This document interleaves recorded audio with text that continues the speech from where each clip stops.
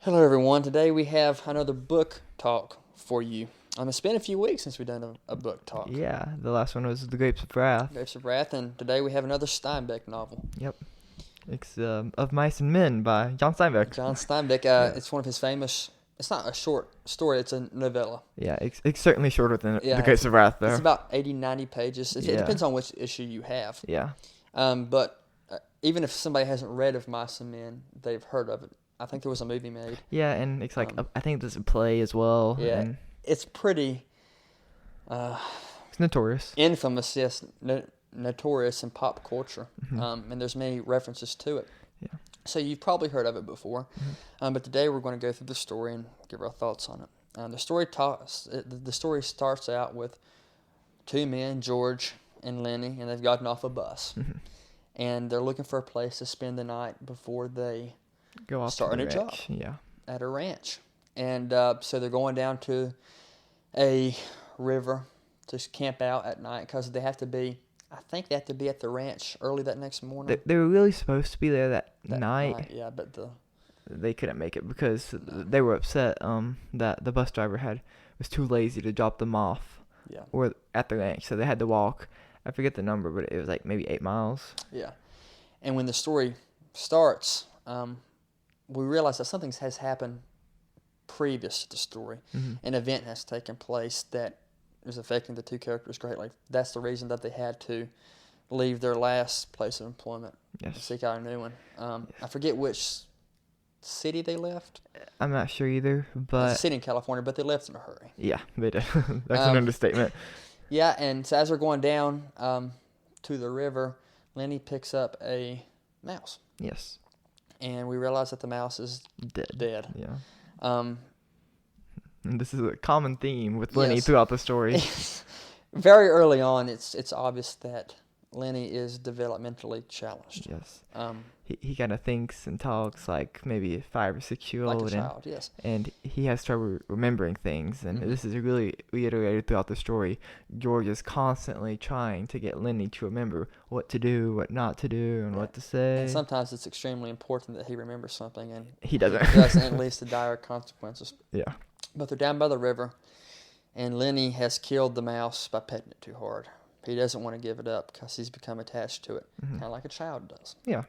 And George, being the not parental figure here, but the Adult.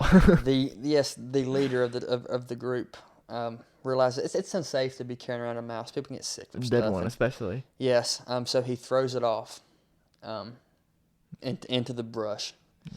And when he instructs Lenny to go pick up sticks for a fire, Lenny goes and brings it back. Mhm. And George becomes pretty irate with Lenny. Yeah. That's an understatement. Yeah, yeah, absolutely. But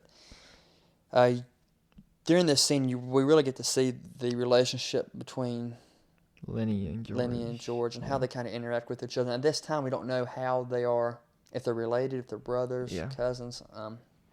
We figured that out later on. Mhm.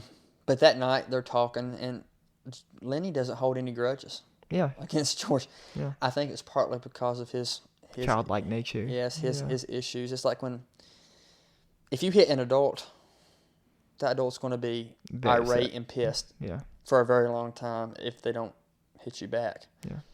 When a child is spanked, it's like 5 minutes later they're Yeah. running around laughing. It's like a puppy dog. Yes, it's kind of like that. So he's fine 5 minutes later. I think they have beans for dinner Mhm. or something, and And at this point Lenny begs George for ketchup. for ketchup. Yeah. Yes, and again George. It's like he goes off on a little soliloquy about how, if he didn't have to put up with Lenny, he would have his own money and he'd be successful and he could go out to clubs and Yeah. he jokes that his life would be just so much better. Like the grass is always greener, right? On the other side, absolutely. After this, they're talking, Mhm. and Lenny begs George to tell him the story about the rabbits and the farm. Mhm. And This is a very common story as well. yes, throughout this it's book. crucial to the story. Yes, it really is. Lenny's obsessed with rabbits for some reason. And it's not necessarily just rabbits. He's obsessed No. with petting things. Petting things. And Yeah. especially rabbits. Yeah, so throughout the story, and some of it's kind of funny to how just Yeah. You know, it's definitely a serious and morose and sad book, but it's also, there's some comedic sides to it. Yeah, that's true. But George explains that they're going to buy a piece of land once they save up money, and they're going to grow crops, and Lenny gets to keep rabbits, and Yeah, and they only have to work 7 or 8 hours a day as opposed just to enough 11. to feed themselves and Yeah. to do that. And we realized during this time, Steinbeck writes, "Are you sure what time period this is set in?" I'm thinking it's 20s, 30s, That's what I'm California. thinking, Steinbeck writes a lot about the Great Depression in California. Yes. And you see a lot of these migrant workers, or they're not migrant workers, but they are moving around to find work. Yeah. He writes a lot about working class people, Mm-hmm. and that's what these people are. And from very early on, we get a sense of how important it is to have somebody with you when you're going from job to job. Mm-hmm. And we'll see more of that later on. But that's their goal. They want to go to a ranch, a new ranch, work for a while to save up enough money, and then buy a plot of land of their own. A stake is what they call it. A stake, yeah. So they leave the next morning, and they arrive at the new ranch, I guess. Yeah. At the ranch. And it turns out that they got there a little bit later than the boss had wanted. The boss had expected them to show up the previous night, like they had planned to, but of course the bus driver he was too lazy to drop them off at the correct spot. So the boss is already upset because they weren't there for the morning, so they missed the morning shift, and they were there for lunch, so they ate lunch. Yeah. Then later on, they worked the evening shifts, but they were meeting everyone, and they met the boss's son. They meet pretty much everybody that first day. Yeah. But when they first go in, they meet a guy named Candy. Mm-hmm. And they call him the Old Swamper. He's the handyman, basically. He has a very old dog with him. Yeah. And he kind of knows something's a little bit off. Yeah. But he seems nice enough. He's a nice dude, and like Luke mentioned, he has a dog who he's really proud of. He was a coon hunting dog. He's like the best dog ever, apparently, when he was young. But now he's old, and but he just can't get rid of him because he was so beneficial to him. Yeah. So Candy leaves, and now they're in the bunks, basically. Yeah. Dorms, I guess. The dorm rooms, yes, and it's basically almost like barracks. Kinda. Yeah. It's like in the military. It's certainly not nice. No, dorm rooms, not compared to the college dorm rooms today. Yeah. It's not even comparable. No. They all live in one big room, basically. But again, George and Lenny are alone, and George is trying to drill into Lenny's head, don't say a word when the boss comes in. Because if they can prove that Lenny can work, it's not going to matter. It's not going to matter. He's dumb. Well, yeah, or his mental challenges. Mm-hmm. It won't matter at that point. But if the boss thinks that Lenny can't perform his job, it's not going to work out. And I think we've mentioned before, again, he drilled this into his head. Mm-hmm. We didn't mention he also drilled, if something goes wrong at the ranch, for Lenny to meet him back down at the river. Yeah, to hide, basically. To hide. Yeah. And I think at this point we figure out what actually happened. Mm-hmm. Lenny was accused of raping a girl. Of raping a girl up at the last ranch. Yeah. When in reality, he was trying to pet her dress because he thought it was pretty. The color was pretty. He didn't realize the connotations. And once he gets scared, he just grabbed. He couldn't let go. Mm-hmm.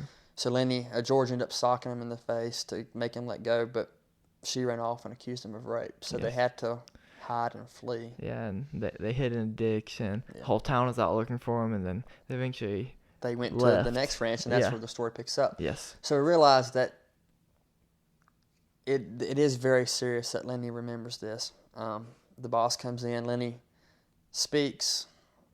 To be fair, he doesn't say a whole lot. No, but it's enough to... It's enough to make George mad. Yeah, to piss him off. But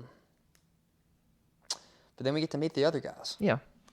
And it's Curly, is the boss's son. Yeah. And he's very... he's very... What's the word? Pretty, I guess. I don't know. Kind of posh is the... He's smaller. Yeah. And he compensates that by fighting. But he's a good fighter. Yeah. He's like a champion, gold glove, really effective boxer. But he's a jerk, really. Yes. And he has a really pretty wife. Yes. But she's how do you want to put it, Ethan? She's very She likes to flirt with interested other men. in Yeah. other men, and normally it probably a problem, but they're at a ranch with tens of men Yeah. that are single, so she's got a lot of attention.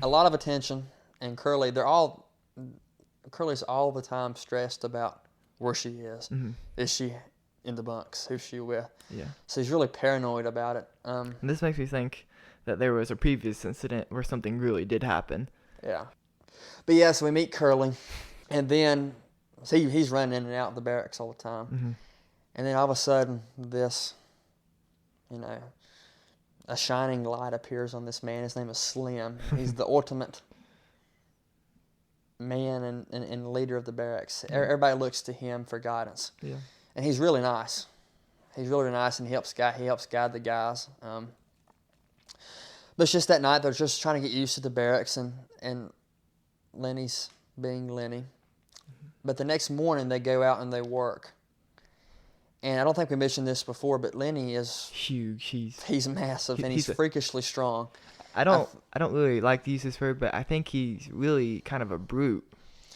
Almost. I mean, you can see from most of the book covers for the book shows the two characters on the front cover. Yeah. And Lenny's he dwarfs George. Yeah. And he's freakishly strong. So the next morning that evening they go out to work after lunch. And the men that they're working with said they've never seen somebody. What are they bagging? Yeah. Grain? I think so. But they said, like, the other workers could not keep up with him. Yeah. And I think they were, maybe two were holding the bag and one was collecting the grain. And he was just collecting so much grain at one time that the two others just couldn't sustain the pace that he was going at. And it was here where Lenny really proved his worth, at least physically, and he kind of put to rest any concerns that he would not be able to perform the job. Yeah, and this is what George wanted. Yeah. He wanted everyone to see that Lenny's a strong, hard worker. Even if he's not that smart, he can get the job done. Absolutely, and he does. Yes. And they come back that night, and they start playing like horseshoes with the guys, or I think they play cards that night. Some of the guys are out playing horseshoes. And it's here that Lenny remarks how purty Curly's wife is. And it's something that's interesting to note. Curly's wife is never given a name. She's only ever referred to as Curly's wife. Which is kind of funny. I don't know, it's kind of, I don't want to say objectifies, but she's not a person, she's just Curly's wife, right? Curly's wife, but most of her importance to the story is importance to Curly. To Curly, yes, you're right. But yeah, I do agree with Ethan. I do agree with you on that point there. But yeah, that night, Slim's dog has puppies. Yes, and he has a lot, maybe like 12, 13, 15, 14, 15, around that number. But it's obviously a lot of puppies, and it's kind of hard to care for so many, so Slim drowns a good number of them. I think he leaves about 6 of them to take care of, to raise, and probably eventually sell. Pretty common practice, especially back then with breeding dogs. Yeah, of course. Because they don't want the mother to be feeding so many dogs and so many be dogs overwhelmed. And you can see like videos of puppies fighting each other to get to the mom, right? And if they call them runts of the litter. Yeah. If they're not going to be much. If the smaller ones. And Slim actually remarked about how he drowned the smallest ones. He tried to keep the biggest and the strongest ones for. Now, me and Ethan aren't condoning any animal abuse, of course not. Animal abuse of any kind, of course, but it was a practice back in the day. Yes, it was. And even though it was cruel, you can see the necessity for it. Yeah. Especially back then when the resources were. Today, it's different. Yeah, you can. There's shelters. There's people want dogs. These dogs weren't used to be sitting on your couch and watch TV with you. They were dogs meant to work. Yeah. And if they couldn't handle it, then they really had no purpose. No, absolutely not. They were more tools instead of a man's best friend. Yes. But Slim's dog has given birth, like I stated before, and Lenny wants one. Yeah. He wants one to pet. A puppy. So Slim promises him You can have one. he can have one. He goes and he picks out one that was white and brown with big ears, and he picks out that one. And he's constantly in the barn petting the puppy, even where he's taking the puppy away from The mom. the mom in a very developmental stage for the puppy. They have to have that milk.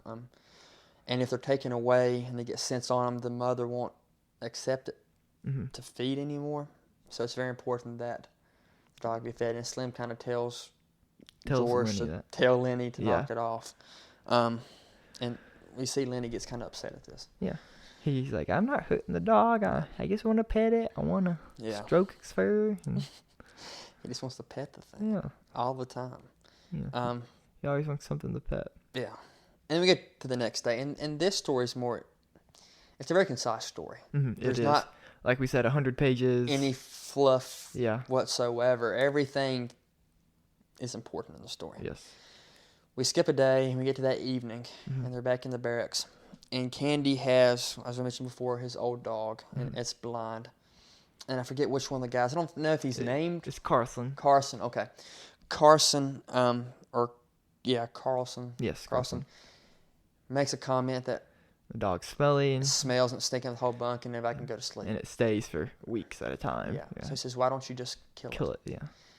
Candy doesn't want to kill it. Candy's It's his like, best friend. been my dog for 15 years. I love it. I miss it. So, Slim takes off to the barn, right? Slim takes off to the barn to go.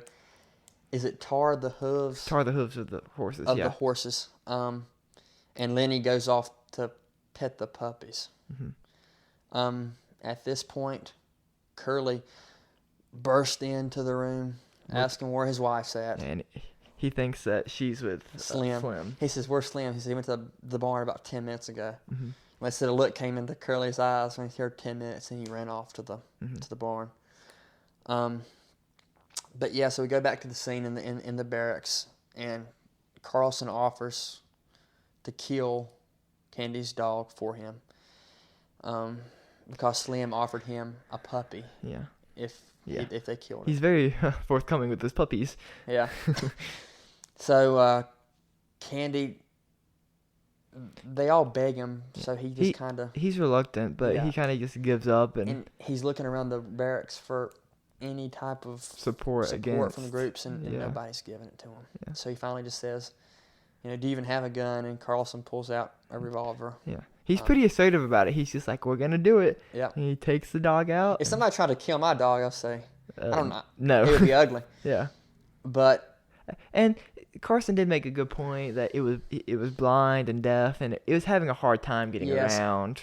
Even today, with a dog that was struggling like that. It'd probably be put down. But in a more humane manner. Yeah. Well...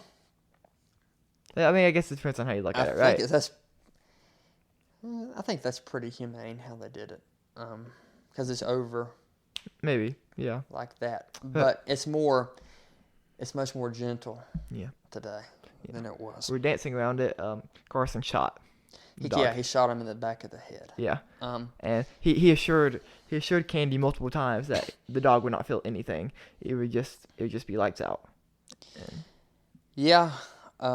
But it didn't happen as fast as they thought it was going to. There's a very interesting scene where Carlson takes the dog out, and Candy doesn't want to go with him. Yeah. Candy wants to stay in bed. He just he rolls over and stares at the wall.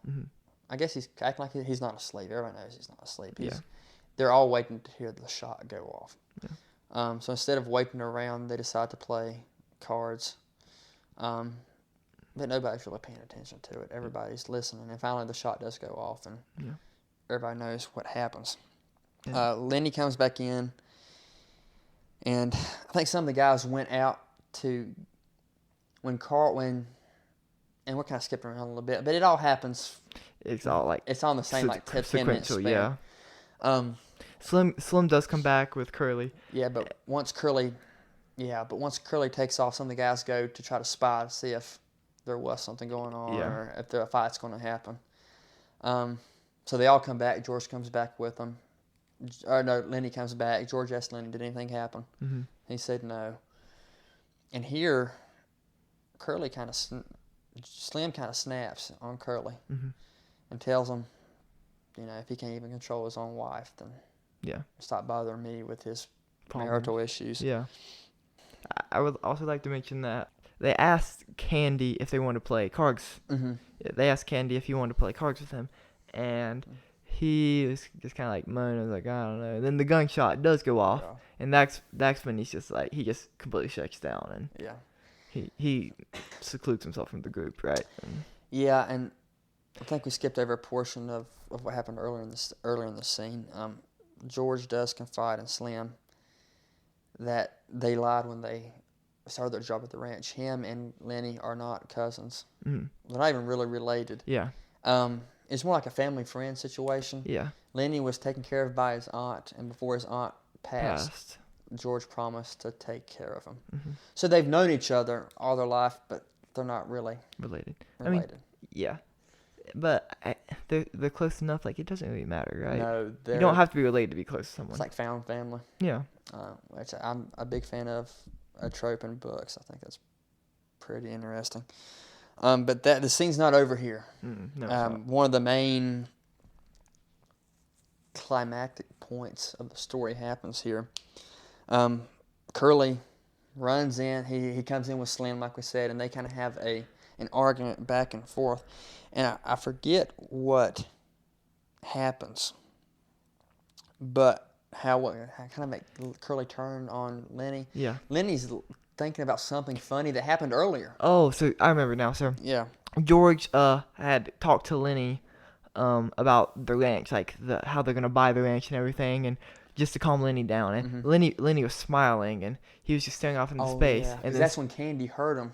Yeah. Yeah. And his dog's dead now, and he's asked to join in. Yeah. And they actually think during this time that they can get enough money to quit in like a month or so. Yeah. But they say just don't say anything to keep it on the down low. Yeah. And then that's when then this is after the dog dies and they play cards, and that's when Slim and Curly come in. They have their argument, and Lenny's laughing, thinking about he's petting a rabbit. Yeah, in La La Land. And Curly says, "Well, what are you laughing at?" Yeah. And George told Lenny before, "Don't mess with Curly." Yeah. He's not worried about Lenny so much. He's worried about what Lenny would do to Curly without even thinking about it. Yeah. So for Curly's safety, which is kind of, you realize really how strong Lenny. I really didn't realize until this scene. No. So Curly's berating Lenny. And finally, he goes up and socks him in the face. Yeah. Lenny doesn't like to fight. Yeah. He doesn't know how to. He's begging George to get him to stop. Yeah. So he has his hands down, and he's cowering, and Curly's just beating him. And like I mentioned earlier, Curly is a good boxer. Yeah. These are strong hits. And they said blood's just gushing down from everywhere. Lenny's face. And Slim's had enough. Because Slim knows that something's that Lenny's challenged. Yeah. So Slim's going to go and fight Curly. And George says, no, let Lenny take care of himself. Yeah. So he encouraged him not to fight, but now he's encouraging him. Yeah, he's yelling at him to fight back. And so Lenny's just freaking out, and he doesn't really know what to do. Yeah, so he just he grabs his hand. Yeah. And he says his hands are so big, it completely envelops Curly's fist, and he just starts to squeeze. And it says Curly's just like incapacitated in pain. His fist is just crushed into pieces. So they said every bone in his hand's crushed. Yeah. And finally they hit Lenny to get him off, because Lenny just grabs. When he gets scared, he just grabs and holds on. He basically destroyed his hand completely. And Curly at this point realizes he's made a mistake. This guy's he's not who I thought he was. Not some dummy. No. He can take care of business. But this is where the other guys really step in and save the situation, because George really was worried that they were going to get kicked out of the ranch and lose their job because, just after the first few days, because the boss was going to hear about it, and this is the boss's son. Obviously, Curly is the boss's son, so he's going to kick him out, maybe even hurt him. Yeah. So the rest of the boys step in, and they're like, well, this is pretty embarrassing, don't you think, Curly? how about you just tell everyone that you got your hand stuck in a machine, Yeah.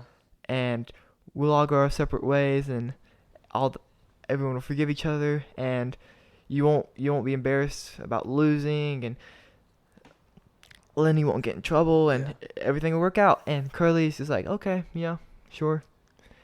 And Lenny's upset, and George tells him he didn't do anything wrong. Yeah, he just defended himself. Yeah.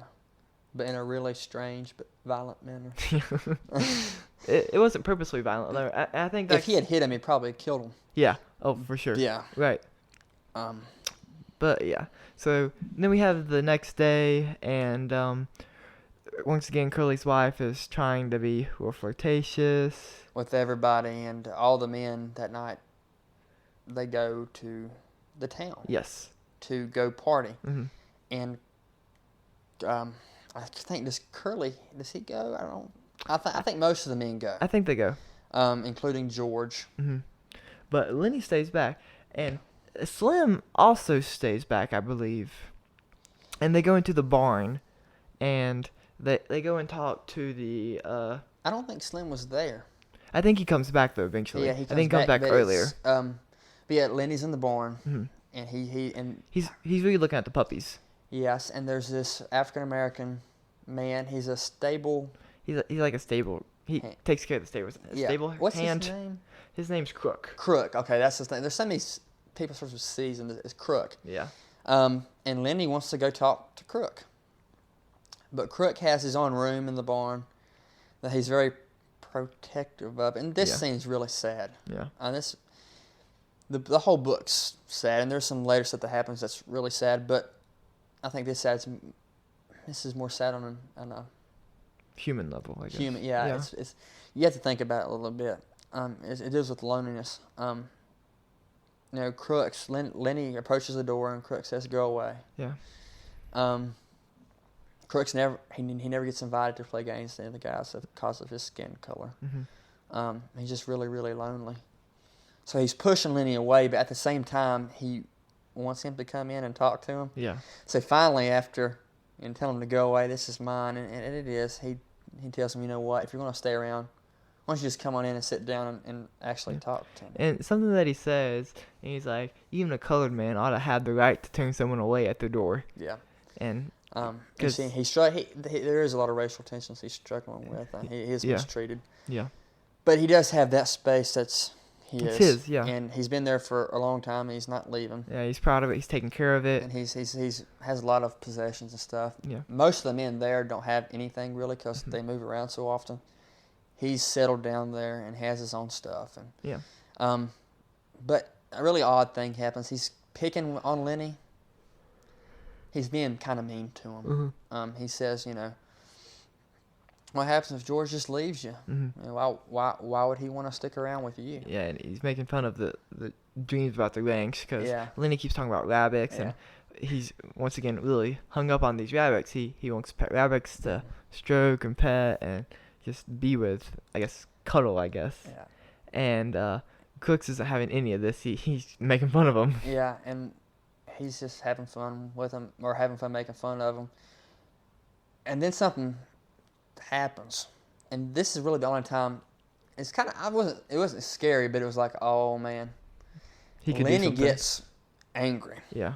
And he stands up and towers over Crooks and says he's not going to do that. And Crooks has like a hunchback, but yeah. He actually gets his name from his back. He got kicked by a horse, mm-hmm. and it messed up his back, so he kind of is lopsided, and so he's even shorter than. Yeah, he's sitting on a bed, and Lenny's gigantic and standing over him. And I just want to say, so something's going to happen, but Crooks calms him down. Yeah, he realizes that Lenny is not someone you need to mess with, right? No, absolutely not. But yeah, so Crooks is there, and then Candy comes in, the older man, mm-hmm. and they actually start talking about their plan. Yeah. And I think Crooks was interested in going with them too. Mm-hmm. Everybody's kind of, the more people they tell, everybody says, well, I want to come too. Yeah. So it's kind of turning into a group thing. But then stuff really hits the fan, so to speak. Curly's wife comes in like she does. and is flirting with them. And none of the guys look. Is she pretty? Yeah. She's really pretty, but They she's realize really the annoying. risk. Yeah, none of the guys don't have anything to do with her. She's all the time bugging them about, Yeah.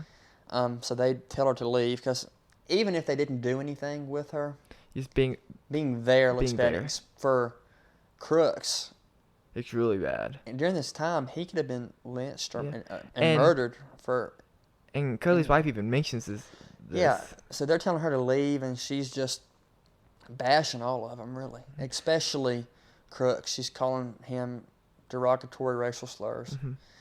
And Crooks snaps, and he says, this is mine, you leave. Yeah. And she says, well, I could have you lynched for, like less than that. like that. Yeah. And then this was a really sad scene. You see a guy that's been almost emotionally liberated. He's had a lot of social Interaction. interactions, just first because he mentioned time. earlier how hard it is being lonely Mhm. out there.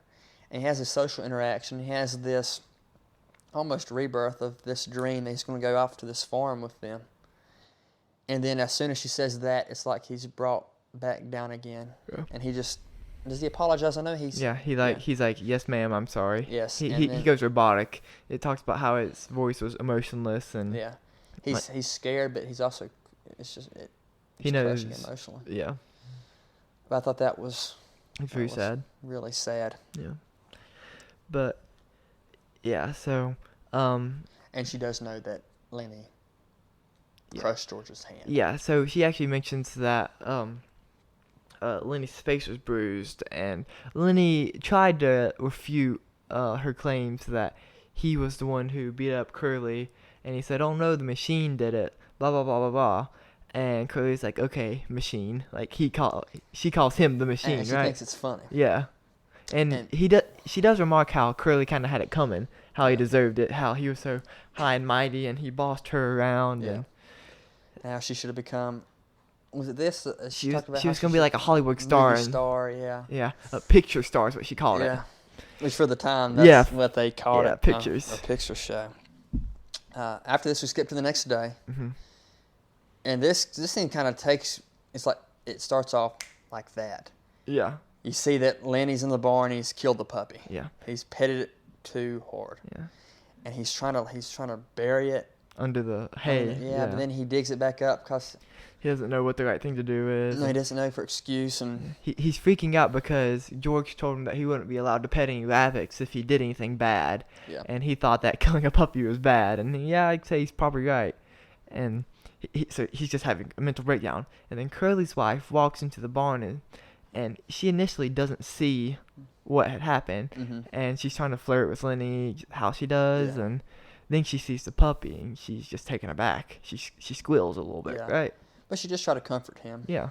some, and they're sitting there, and then Lenny he loves soft things. Yeah, her hair is very And her soft. hair's soft, so he starts to pet her hair. Yeah. And whenever he gets excited or frightened, he grabs a hold of it. Yeah.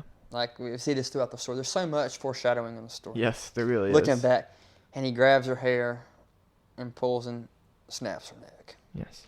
And it happened a little bit slower than that. What Yeah. happened is she kind of invited him to pet her and stroke her hair, and then he got a little bit too tight, Yeah, and she starts screaming, Yeah. and he puts his hand over her mouth and says, like, "Oh, you can't do that, I'll get in trouble." Uh-huh. And then she tries to get away, and then he just kind of snaps her neck, Yeah. and she lays on the ground. And Yeah, but yeah, it's like wow, that escalated very quickly. very quickly. Yeah. Because her hair's soft, and he wanted to pet it, Yeah. and then yeah, she gets kind of Scared. scared of Yeah. how skittish. how strong he is, and Yeah. then he jerks her around a little bit, and that's it. Yeah. Um, Then it kind of skips over. It kind of skips ahead in the future a little bit, and she's found in the floor bed. Was it Candy that found her? I think so. It was Candy or Uh, Carson. One of the two. Yeah, and Slim was with them as well. Uh-huh. And Slim's the stable hand. He's like Prince of the Ranch, right? So they find her, and they're like, "Oh my gosh, this is bad."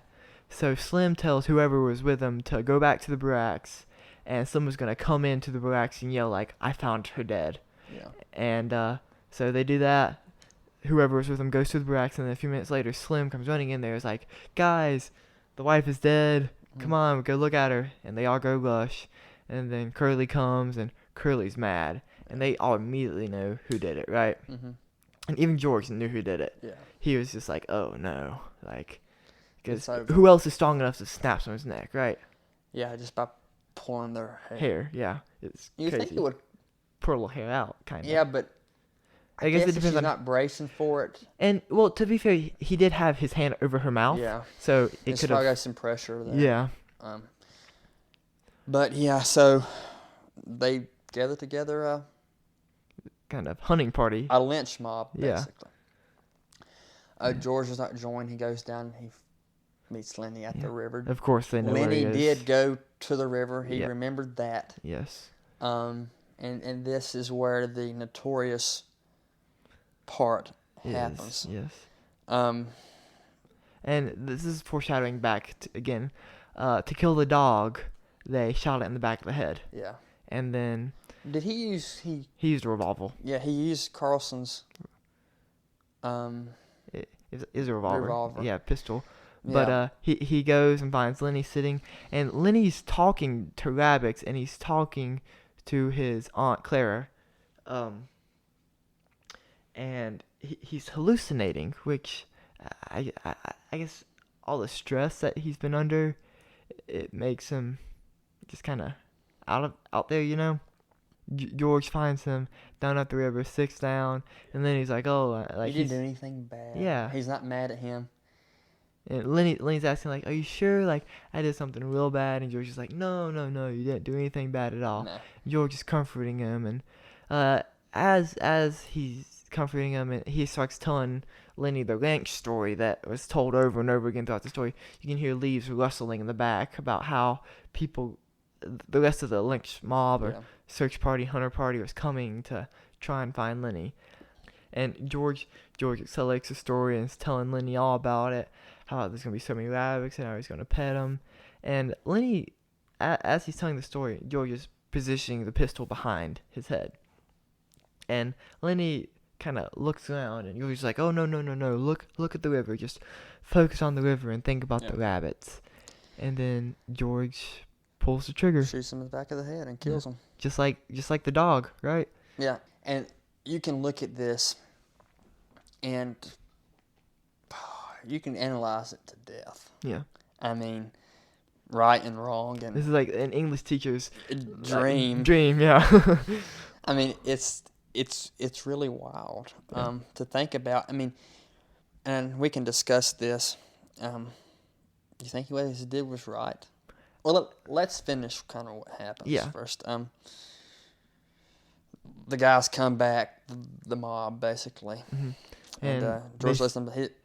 George makes him think that Lenny, like, kind of put up a fight. put up a fight and had the gun himself. Yeah. And that only when like George, they had like fought him and took the gun. That's when he shot him. Yeah. And that's what happened. And George is kind of just like, George is upset because Lenny was his friend, right? Lenny was a good kid. He was innocent. He didn't really mean to hurt anyone. No. And George knew this, but George knew what was going to happen, and George wanted to be humane. Yeah, and Slim knows this. Yeah. And he kind of consoles George, and then that's the end of the book. Yeah. It's very abrupt. Yeah. So, like you said, George knows that. George knew he was going to die one way or another. Yeah. Because Curly, if they found him, it would have been a much more brutal death. Curly even remarked earlier in the book that to shoot him in the gut so that he would double over and be in pain, and they wanted to inflict the most amount of pain and damage possible before he really died. Yeah. And George didn't want this. He wanted it to be quick, easy, humane, and obviously killing someone is never humane. It's never justified, but it's kind of like the better of two evils here. Yeah. And me and Luke were joking about it earlier. There's never a happy ending in a John Steinbeck book.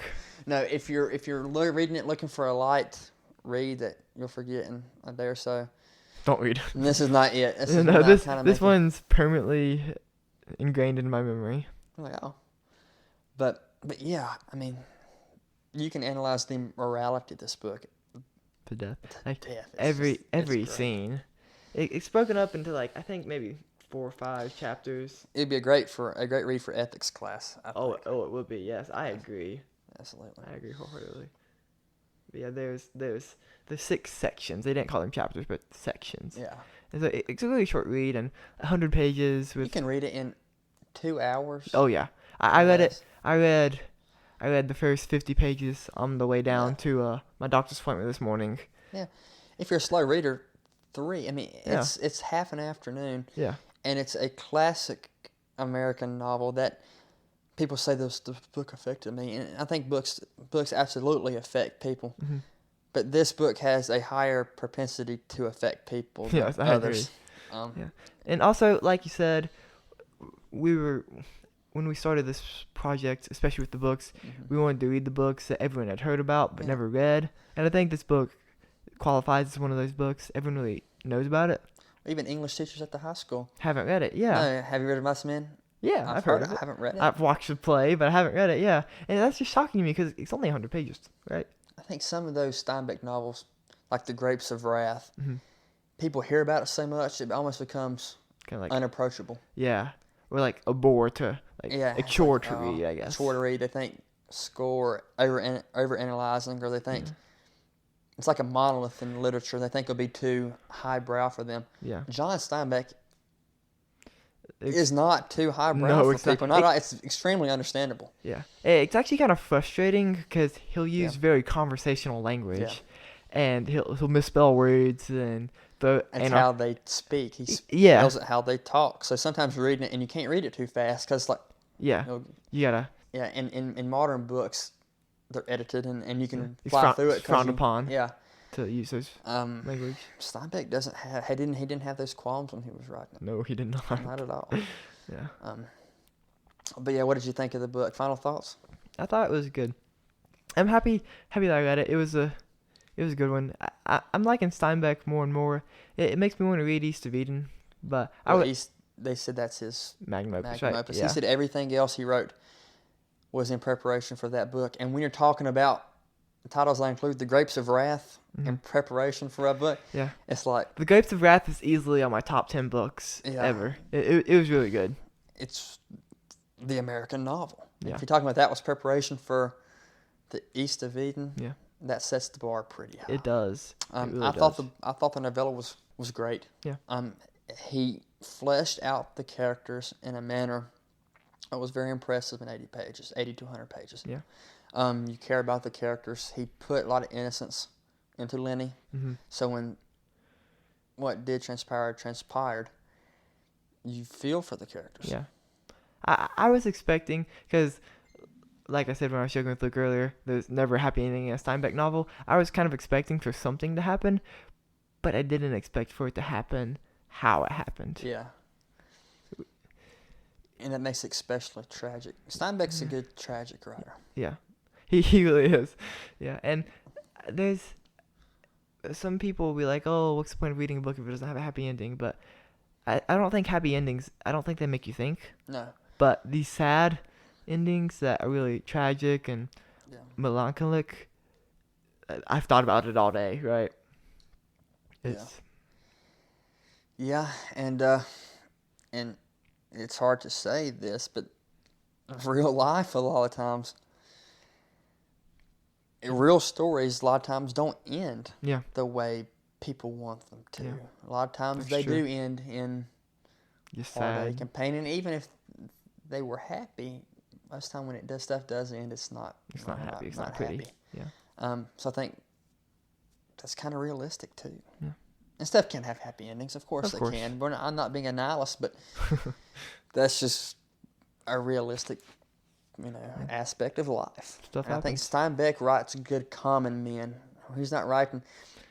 One thing about we've read S. Scott Fitzgerald. Mm-hmm. Most of his writing is Grandeur.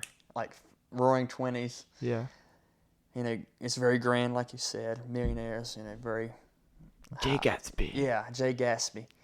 And it's funny how you can see how America changed between the 20s and the 30s. Mm-hmm. And the Legion Yes, changes it too. absolutely. East Coast, West Coast, Midwest. But even on the East Coast, when Steinbeck is writing this time, it's terrible too. Yeah. So going back and reading these early 20th century American authors, you can understand more about how... It's crazy how quickly everything changed. Yeah, and you can understand the time period easier. Mm-hmm. It's written by a guy that studied the time period. He lived through it, period. But yes, I thought this is a great read, and it's very important. I think it should be taught in schools. I agree. I really do. I'm going back and forth on whether schools should make these books mandatory or not. I think the moment you start making books mandatory... No, I think that's where the connotations come in. Yeah. I think colleges most definitely. Yeah. Yeah, I agree. I think if you're at college, you should be...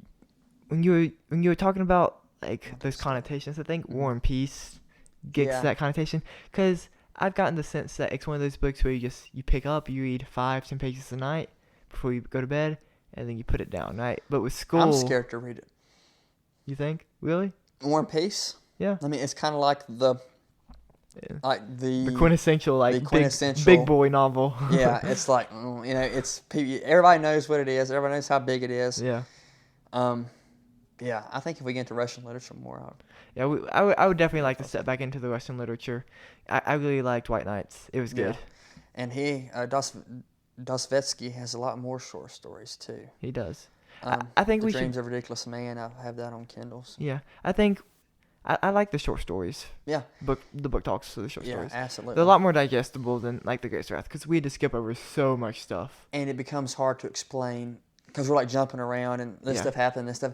The larger novels are hard to talk about. Yes, they are. Because you want to go through and explain the story, but you also want to... We were 10 pages into The Grapes of Wrath and 45 minutes into the episode. It's just not sustainable, and then you rush the middle of the book. And yeah.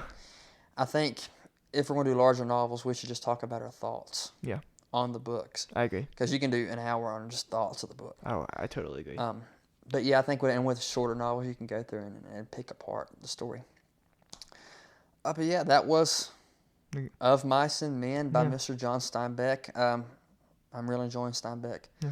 I've been a fan for a bit. 6-7 months, a little while longer. And Ethan started reading about the same time as I did. But yeah, we're just enjoying going through some of these books. And we have some exciting interviews coming up. We're not going to name drop, but... We're not going to talk about it. But we've been working on this interview for how long? Since April, late April, early May. Yeah. It's been a long time in the making, and this person is very important to society and national and even international events. Yeah.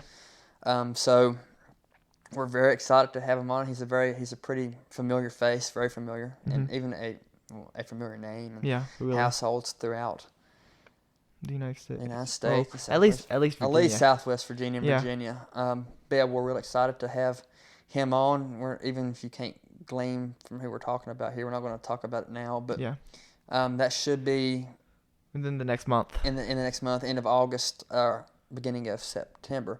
So look forward to that. In between that, we have some very interesting local people coming on. But yes, thank you for listening. My name is Ethan. Really do appreciate it. We're nearing the 6-month mark. Yeah, really. If we're going by 4 months and a week, we hit it. We hit it this morning, but of course. This morning we released the 24th episode, right? And if you say there's 4 months in a week, 4 weeks in a month, then we've hit it. But of course, some months are slightly longer than others. Yeah, of course. But half a year. Yeah. And we have successfully managed to get an episode out every week. Yeah. So yes, as we're nearing the 6-month mark, just thank you to the listeners. And thank you to everybody who supported us, really, who's come on the podcast and given us a chance. And a big thanks to Mr. Ronnie Collins. Yes, we can't shout out him enough. He's been more than willing to help us get people on. He has more connections to us as he's involved in local politics and business. So he's afforded us opportunities that have been a lot harder to obtain if we could even obtain them. Yes, really. So just thank you to Ronnie and everybody else. But yes, thank you. Thank you.